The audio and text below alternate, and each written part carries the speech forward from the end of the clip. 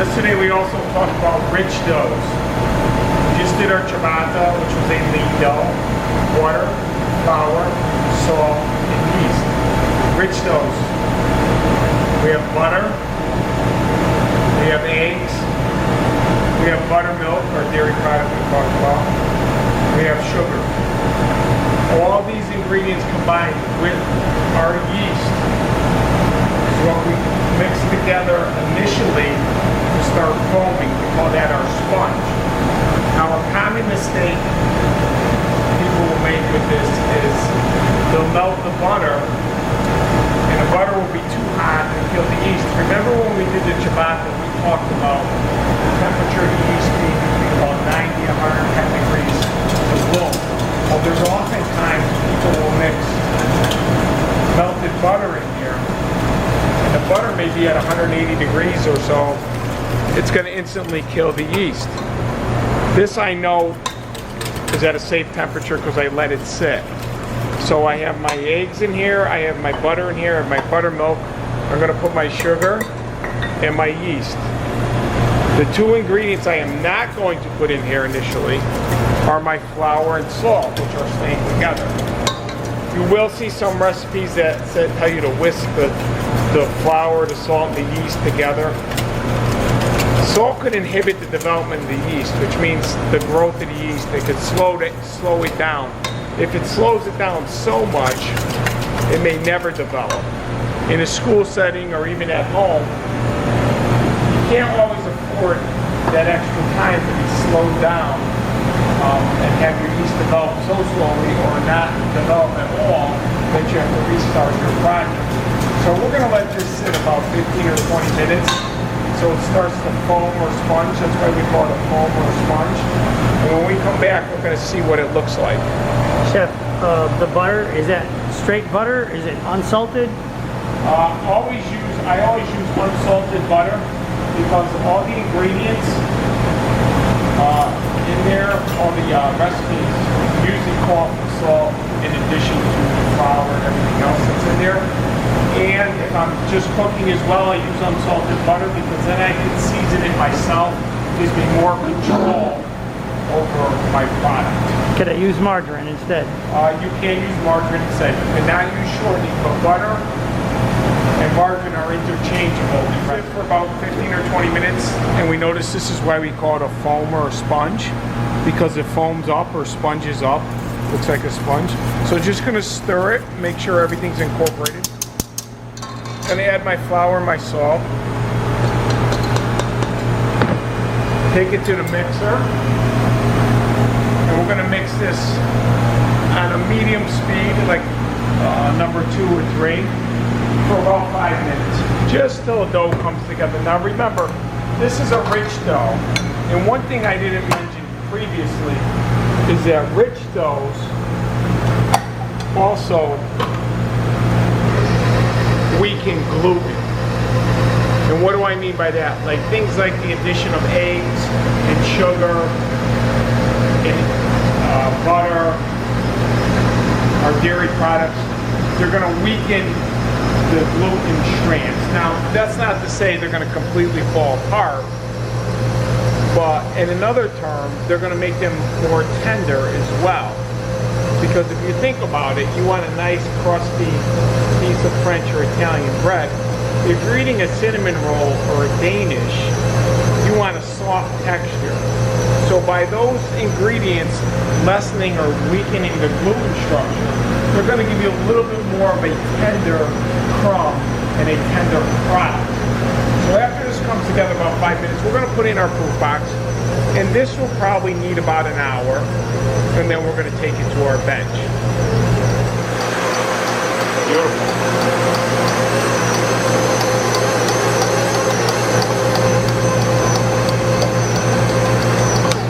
So you'll notice many of our doughs, when they're about done, they clear the sides of the bowl and they start adhering to or sticking to the dough hook. What I always like to do with almost every dough I do, unless it's ciabatta that goes straight into the stainless steel bowl, I like to take it to the table a little bit and just lightly knead it into a ball. So notice how easily that cleared. A little bit on the bottom I'm going to take off. Clean hands. And I'm just going to lightly knead this. And if you could feel this, you would feel it's sticky, but it's not so sticky that it's sticking completely to my hands. Just want to knead it lightly. If it's a little wet, maybe a little bench flour. This one seems to be okay. Just gently, and then I'm just going to form it into a ball. Now, I like a little bit bigger bowl than normal, and the reason for that is it's much easier for me to tell in this. If we look at this now and then we look at it in an hour or so when it doubles, it's much easier to tell when that doubles in a bigger environment like this. So we'll put this in a proof box and we'll check it in about an hour.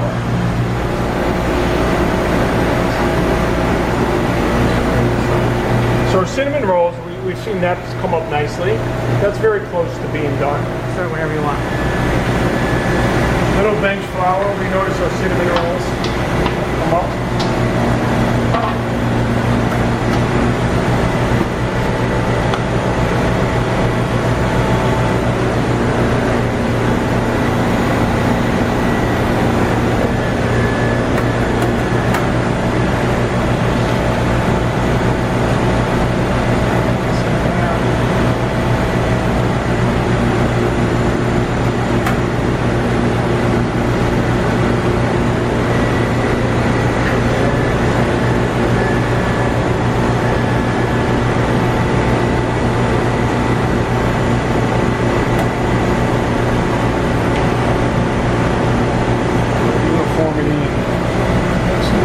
Bench flour. Now I'm going to tap this out into a circle. I'm going to cover it with some butter, some cinnamon and brown sugar, and then I will roll it up into my cinnamon roll.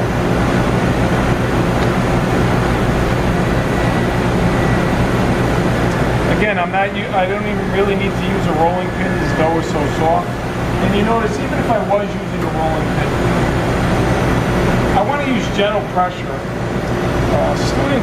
People sometimes have this notion that you need a lot of pressure. And even as I'm tapping this, you notice I'm just doing it lightly, just to evenly spread out my dough. Now there's a lot of elements in this because it's going to get butter, cinnamon, sugar, then it's going to get formed and it's going to get egg washed over the top. Another proof. This is going to add flavor to the butter. It's going to help the cinnamon and sugar adhere to it. Remember, it's a pastry, so it's going to be rich. It's going to be flavorful. It's going to have a lot of things in it. And margarine can be used as well? Again, Chef, yes, margarine can be used interchangeably. I'm going to be generous with the cinnamon because they are cinnamon rolls or cinnamon ring.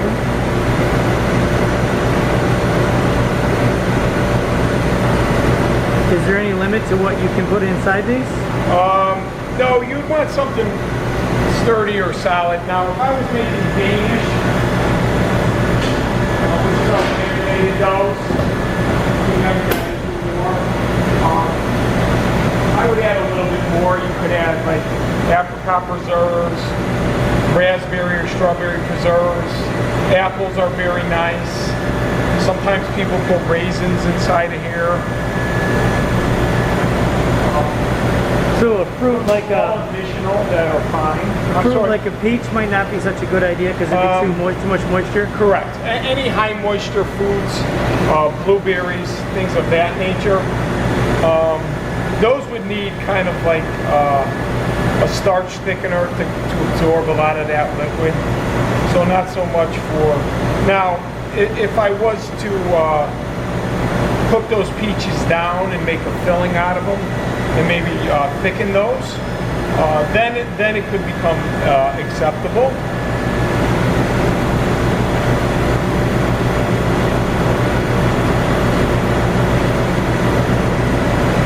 So I'm going to show a couple of options here for the same dough.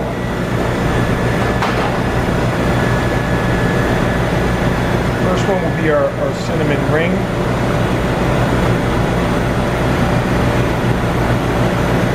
Now essentially it's the same dough, and I'm just using it for different applications.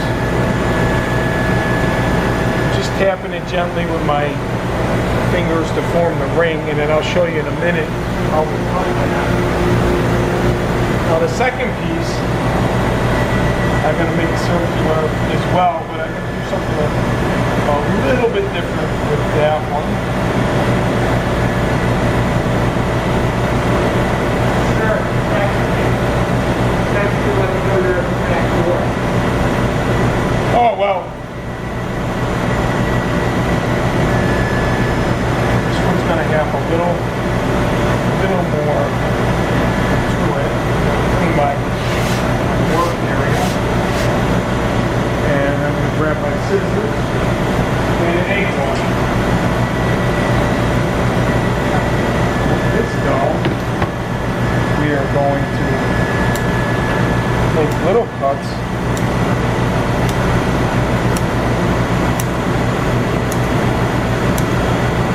into the dough, and then simply fold this back. This is how we get that fan look on our rings.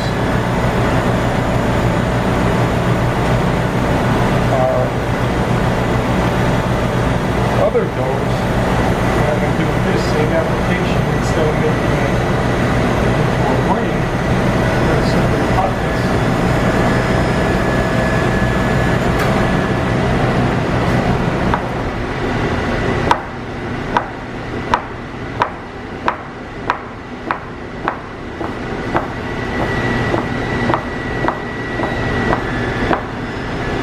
And then we're just going to make little circles overlapping on this out of each other.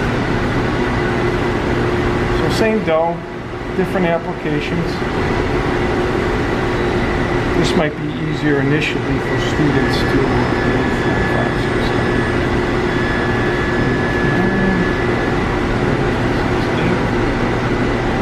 So this will give me two.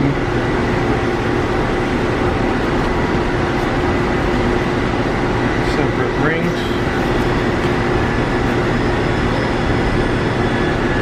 That we can just egg wash.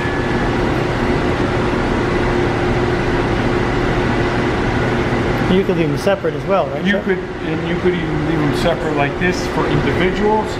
I kind of like the aesthetic effect of these rings, and if they're cut the same size, then they're going to together. Now notice how I left them separate with some space on the pan. And the reason for that is if they're too close together and the yeast develops, they just grow into each other.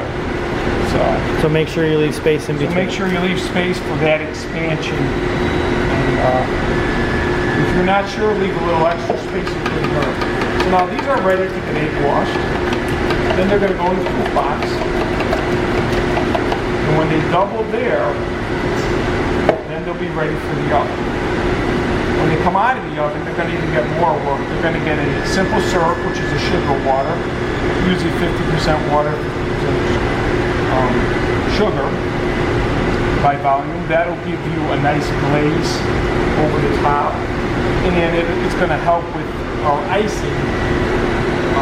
It'll help our icing adhere to our cinnamon.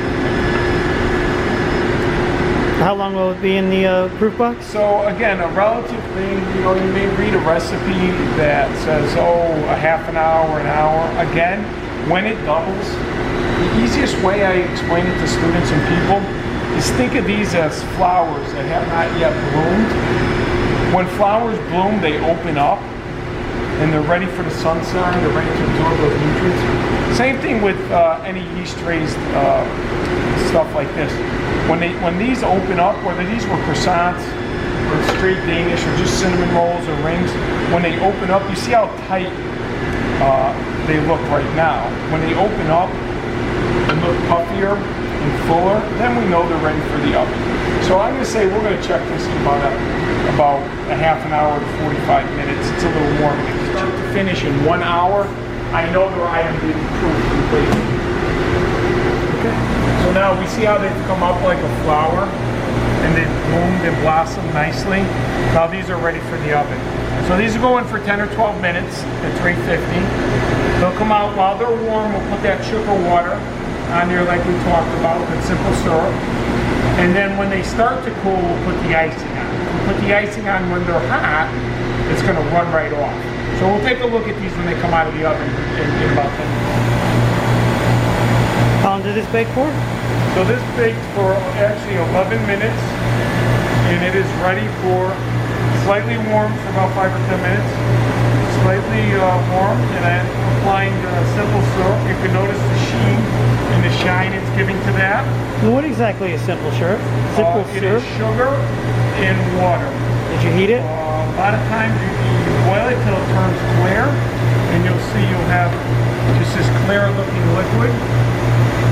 Most of the time it's equal parts water and sugar.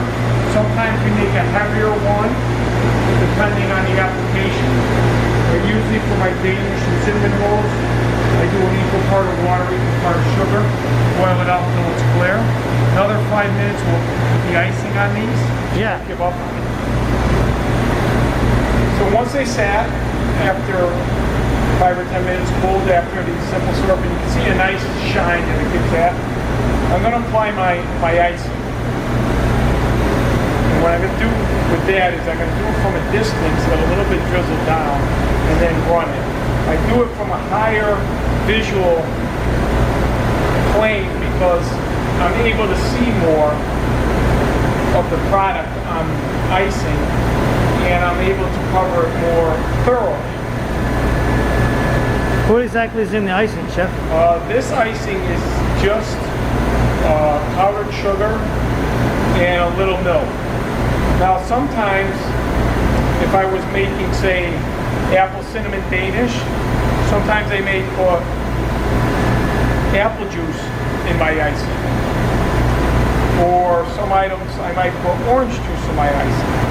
You could put simply water. Obviously, any type of juice or dairy product is going to give you a richer flavor. So you notice I was up here, not down here. Now, if I was doing the backs of these, say like that, yes, then I would be down here. But when I'm drizzling, same concept applies to when you're seasoning with salt and pepper, your visual plane. I always tell students to think about an airplane irrigating a field and dropping water on a field or a fire. The higher height gives them a better visual plane than down here on top of it. You get better distribution of the product you're trying to apply.